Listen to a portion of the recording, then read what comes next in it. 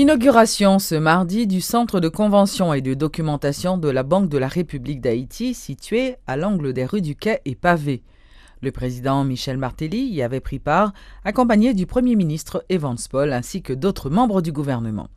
Les travaux de construction du local ont coûté 14,5 millions de dollars. Le centre de convention et de documentation de la Banque de la République d'Haïti a finalement vu le jour. Inauguré officiellement ce mardi, ce nouveau bâtiment est situé au centre de Port-au-Prince, à l'angle des rues Pavé et du Quai, en face du siège social de la BRH. Érigé sur une superficie de plus de 6 000 m², cet immeuble est construit selon les normes parasismiques et paracycloniques. Sur ce point, il n'y a rien à craindre, se félicite le gouverneur de la Banque centrale. Selon Charles Castel, ce centre mettant en œuvre des technologies de pointe est un joyau architectural. Le centre de conférence vient nous mettre au pair avec les autres banques centrales de la région. C'est donc une lacune à combler, un standard à respecter, comme il est indiqué de respecter les normes et standards à tous les niveaux de la vie collective. Dans cette perspective, ce centre vient offrir un cadre moderne de travail axé sur les échanges de connaissances, les réunions, l'organisation de conférences nationales, régionales et internationales. De plus, ce centre doté d'une salle d'exposition multifonctionnelle, d'un espace de documentation, d'un restaurant, d'une loge d'artistes pour les prestations musicales et théâtrales a une capacité globale d'accueil de 1500 personnes. Un esprit d'initiative salué par le président de la République qui n'a pas manqué de tirer à boulet rouge sur ses détracteurs. Michel Martelly souhaite que cet investissement soit protégé. Et je demande aux Haïtiens de protéger ce qu'ils ont. Je saisis cette opportunité, pas pour faire de la politique, mais pour dire que ça prend du temps pour construire. Et j'invite d'autres institutions à faire pareil. La chose la plus facile, c'est de dire que Martelly n'a rien foutu. Ou encore que le prédécesseur était pire. Ou bien encore que celui d'avant était pire. Mais qu'est-ce que nous faisons nous-mêmes tous les jours? C'est quoi notre rapport?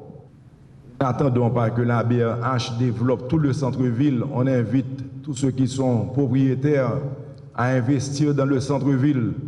Notons que 14,5 millions de dollars ont été investis pour la construction de ce centre de convention et de documentation. Pour la Banque de la République d'Haïti, c'est une grande première en matière d'innovation et de développement durable.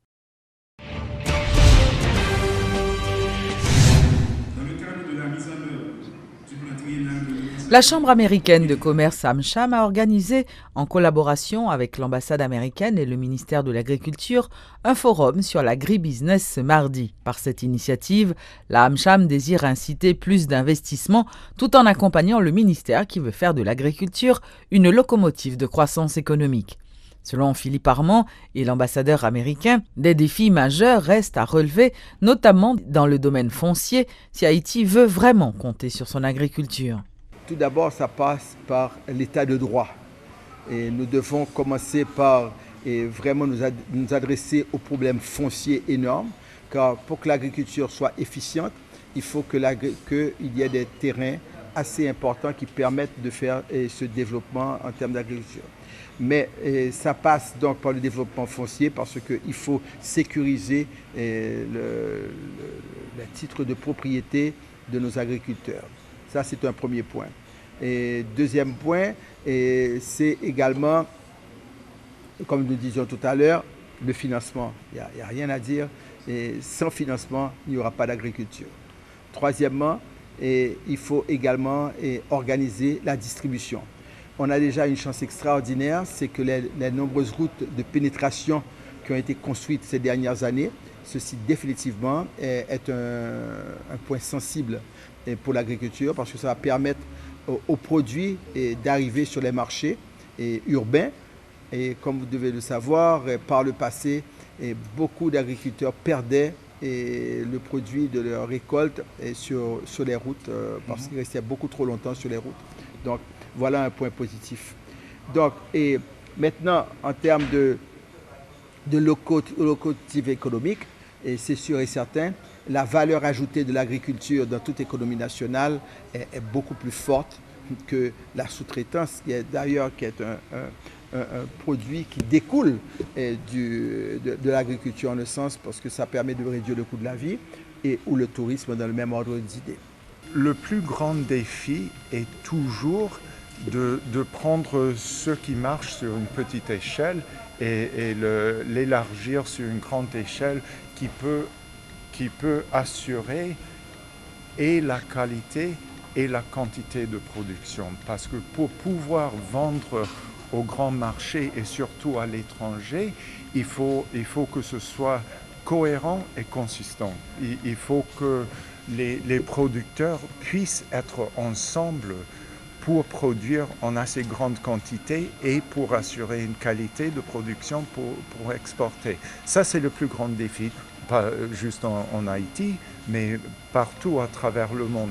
Alors, je pense que ce qu'on a vu ces dernières années en Haïti, ce sont des réussites à petite échelle, et maintenant, justement, en faisant comme on fait aujourd'hui avec le forum, c'est de rassembler les acteurs pour passer à l'échelle supérieure. La sécurité aux frontières sera renforcée. Cette décision a été prise suite à l'arrestation à Saint-Martin de 3 Syriens en possession de faux passeports en provenance d'Haïti. Le président Michel Martelly, qui en a fait l'annonce, promet de prendre toutes les dispositions afin de protéger le territoire et les citoyens haïtiens. Certainement, la question de sécurité en Haïti est prise en compte, comme que depuis lors de ma visite, même avec le président Obama, on en parle. Parce que justement, lors d'un pays, côté qu'on a un contrôle frontière ou un contrôle espace aérien, côté que on a un corps de police, encore jeune, mais qui a besoin plus d'accompagnement et plus l'autre institution qui peut gérer la sécurité. Donc nous avons dit que nous avons continué à travailler dans ce sens-là, c'est pour ça que c'est important pour nous mettre sous pied force de défense. Et que pour Haïtiens, tout prend travail au sérieux, parce que le pied dans tout ça, c'est que des fois, vous avez des gens qui sont dans des bureaux et qui vont prendre le travail qu'ils ont fait au sérieux. Et dans ce sens, on a profité de saluer tout effort que la police haïtienne fait, parce que nous-mêmes, nous avons des cas, quelques cas en Haïti, que ça de kidnapping encore. Je crois que c'est vous si nous arrivons à résoudre tout cas ça. Donc c'est un gros pas en avant que la police haïtienne a fait, mais l'ordre pour l'insécurité à un niveau que lié à travers le monde, je veux dire, nous avons des efforts sérieux pour nous faire, pour nous chuter, pour nous réfléchir, pour nous accueillir une capitale de la situation.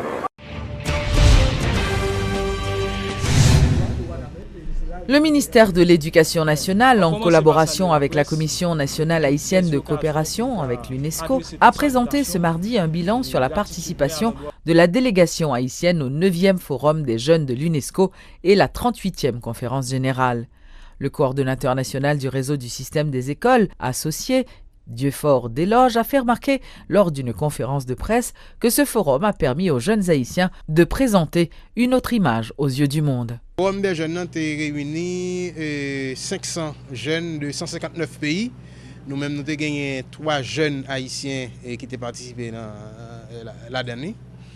Et puis, dans la conférence générale, là, gagné, à part de délégation officielle Haïti qui ont participé, gagné 3 jeunes ministres de l'Éducation, lauréats des lauréats nationaux, et puis jeunes ministres de la Culture qui actuellement est à Paris a continué à participer dans la conférence générale. Jeunes ministres de l'Éducation ont été accompagnés et ministre de l'Éducation nationale là et jeunes ministres de la Culture là accompagnés ministre de la Culture là dans la conférence générale UNESCO. C'est une importance capitale d'abord parce que nous sommes membres UNESCO.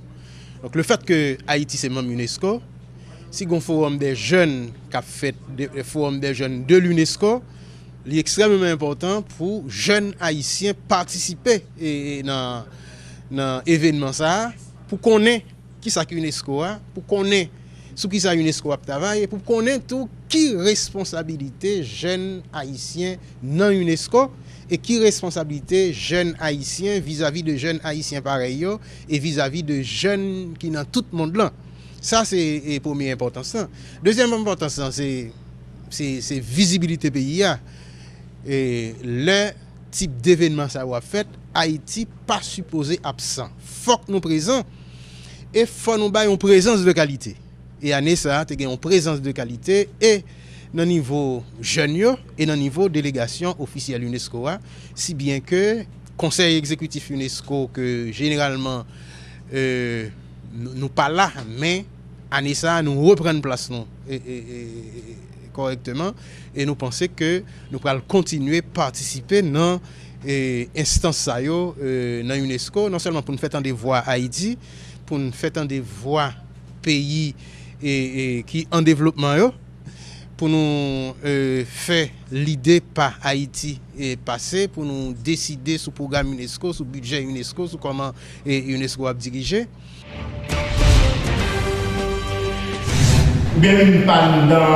Célébration ce mardi du 25e anniversaire de l'université Quisqueya.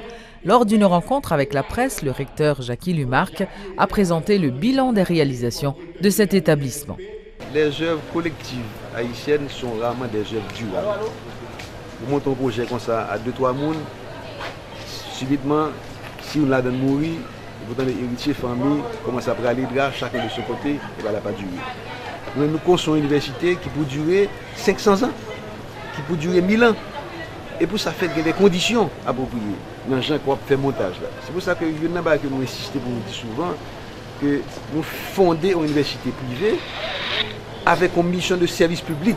Ce n'est pas parce que nous privés que nous ne pouvons pas service public. Nous avons service public avec les mêmes critères, les mêmes conditions de service public que n'importe quelle université publique de Dubaï. Mais en même temps qu'on fait ça, il faut une université qui n'a pas de propriétaire, qui n'a pas de net. Pas de monde qui a fait revendication sur le patrimoine lorsque les fondateurs ont disparu. Donc ce sont œuvres qui condamnent, qui promettent pérennité, nous garantissent pérennité comme ça parce qu'il n'y a pas de propriétaire. Maintenant, 25 ans, c'est la première étape. On fait jubilé d'argent, bon, marié, on fait noces d'argent. Bon, 25 ans, on a autorisé de faire jubilé d'argent, nous, avec l'espoir que nous préparer les prochains 25 ans, nous dit sous comment nous voulons orienter l'université. Donc c'est ça qui est la question.